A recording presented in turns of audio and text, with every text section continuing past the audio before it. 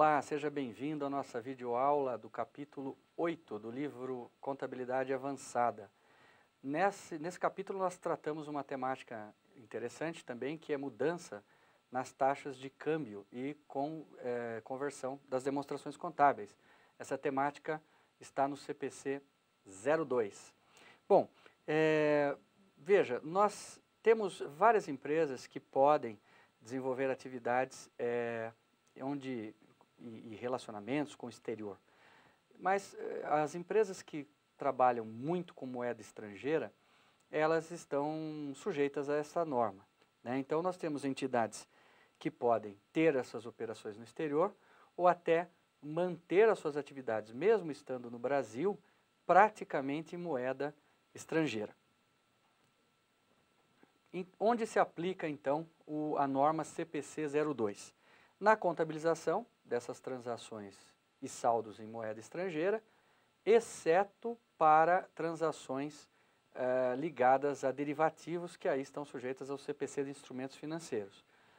Também na conversão de resultados, né, e posição financeira, a empresa pode ter investimentos no exterior, e também na conversão de resultados e posição financeira de uma entidade para uma moeda de apresentação.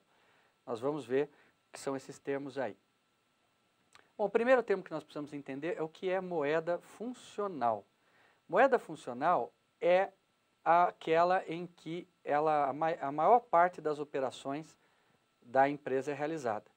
Então, se uma empresa, mesmo sendo brasileira, trabalhar muito com moeda estrangeira, e essa for a sua principal moeda, então nós damos o nome desta de moeda funcional.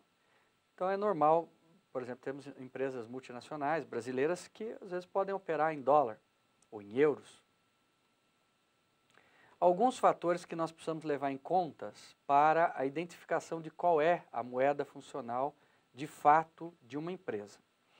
Bom, a moeda funcional é aquela moeda que mais influencia os preços de venda de bens e serviços. Imagine que você produz determinado produto e o seu mercado é todo fora do país. É muito provável que você vá ter a maior parte das suas transações nesta moeda do outro país. Então, esta seria a sua moeda funcional. Temos o caso aqui no Brasil, por exemplo, da Embraer, que trabalha e até solicitou autorização da CVM para que utilizasse como moeda funcional o dólar, em função de que a maior parte das suas transações são todas negociadas na moeda aqui. Então, ela fez o contrário, ela divulga em reais, ela produz em dólar as informações e depois converte para reais. Ou na maioria que nós vamos ver aqui, o contrário, né? A gente vai trabalhar sempre no real e depois fazer as conversões. A moeda, então, que mais influencia também fatores como mão de obra, matéria-prima, custos e etc. Outros fatores também que podem ser determinantes para a moeda funcional. Qual a origem do financiamento do seu capital? Uma empresa, por exemplo, financiada com capital estrangeiro, pode ter como moeda funcional principal essa moeda que financia. E qual a moeda mais utilizada no giro operacional? Bem, o que eu devo fazer? Como apresentar essa transação em moeda estrangeira? Primeira coisa é reconhecimento inicial no balanço, né?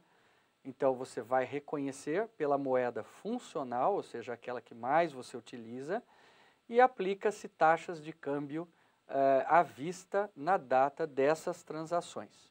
Nós temos um exemplo aqui para facilitar o entendimento. Olha só, vamos imaginar que nós compramos uma máquina importada no valor de 100 mil dólares e a taxa, quando o ativo estiver pronto, pronto para usar, ela será de R$2. Então, nós temos aqui, muito simples, 100 mil dólares, R$2, 200 mil reais. Então, está aí a máquina, 200 mil reais, fornecedores ou banco, 200 mil reais. Apresentação da moeda estrangeira, de transações em moeda estrangeira. Então, como é que eu faço depois? O momento inicial está aqui, converti na taxa de câmbio da data, e agora e depois, nos outros balanços, como é que eu faço? Olha, aí tem que só separar itens monetários, não monetários e não monetários avaliados a valor justo. Monetários, você vai converter pela taxa de câmbio de fechamento do período. Então, o período que você está levantando o balanço, você vai converter os itens monetários. Itens não monetários, mantém-se o custo histórico, utilizando-se a taxa de câmbio na data da transação, lá quando foi feita. E os itens não monetários, mas que sejam mensurados a valor justo, utiliza-se a taxa de câmbio na data em que o valor justo foi mensurado. Vamos ver um exemplo disso? Olha lá, uma empresa possui em seus ativos moeda estrangeira, em espécie, dólar, 15 mil dólares em dinheiro. Mas ela também tem um imóvel que ela comprou lá no estrangeiro, no valor de 150 mil dólares. A taxa de contabilização foi a seguinte, 2,10 para moedas e 2,50 para o imóvel.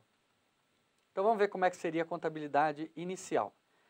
Bom, moeda tranquilo, você vai debitar, multiplicar aqui, né? Os 15 mil dólares por 2,10, vai chegar no valor de 31.500, vai debitar as disponibilidades e vai creditar o banco 31.500 porque você comprou a moeda. O imóvel, você vai pegar o valor de 50 mil dólares, aplicar a taxa de 2,50, que é no custo histórico, e debitou o imóvel 125, creditou o banco 125. Bom, e depois? Mensuração subsequente. Então vamos imaginar que a taxa do dólar, no momento que nós estamos levantando o balanço, é de 2,45. Como é que fica agora então o meu balanço? Agora nós vamos ter que converter apenas as disponibilidades. Por quê? Lembre-se que itens não monetários nós mantemos ao custo histórico. Então olha como é que fica. No momento subsequente, lembre-se que nós tínhamos aqui, vamos voltar um pouquinho, 15 mil dólares. Bom, 15 mil dólares, que dava 31.500. Agora 15 mil dólares a 2,45, você faz essa multiplicação, tira dos 31.500, você vai descobrir que você aumentou o valor da sua moeda em 5.250. Então o que você faz? Debita essa disponibilidade de moeda estrangeira em 5.250 e a contrapartida é a conta de ajuste e avaliação patrimonial no PL, 5.250. Dessa forma, o seu balanço ficou os 31 que você já tinha e 500 mais 5.250. Bom, e por que ajuste de avaliação patrimonial? Por que não colocar no resultado do exercício já de cara? Porque você não vendeu essa moeda, você não trocou e não sabe-se quando vai fazer. Então, pela prudência, você deve aí manter no patrimônio líquido para que depois, quando acontecer a venda, você apure se ganhou ou perdeu e aí transfira para ganho ou perda no resultado. Conversão. Olha só, para a conversão das demonstrações contábeis para moeda estrangeira, devemos adotar os seguintes critérios. Como converter as demonstrações contábeis? Muita atenção agora. As variações provenientes de conversão deverão ficar registradas sempre no PL, na conta ajuste acumulado de conversão. Ativos e passivos deverão ser convertidos pela taxa de câmbio de fechamento. Então, você vai converter os seus ativos e os passivos pela data de câmbio do fechamento. O patrimônio líquido inicial será igual ao saldo final do patrimônio líquido do período anterior. Então, veja que você tem que manter o mesmo saldo do patrimônio líquido de um ano para o outro. Os dividendos e os ingressos de capital serão convertidos pela taxa histórica, na época que foram aportados. O resultado do período, lucro, prejuízo, proveniente das receitas e despesa, deve ser convertido pela taxa histórica ou pela taxa média, se puder aplicar, melhor, né? A média mensal das taxas para receitas e despesas. Bem, e assim chegamos ao final da nossa aula sobre mudança nas taxas de câmbio e conversão das demonstrações contábeis. Até a próxima!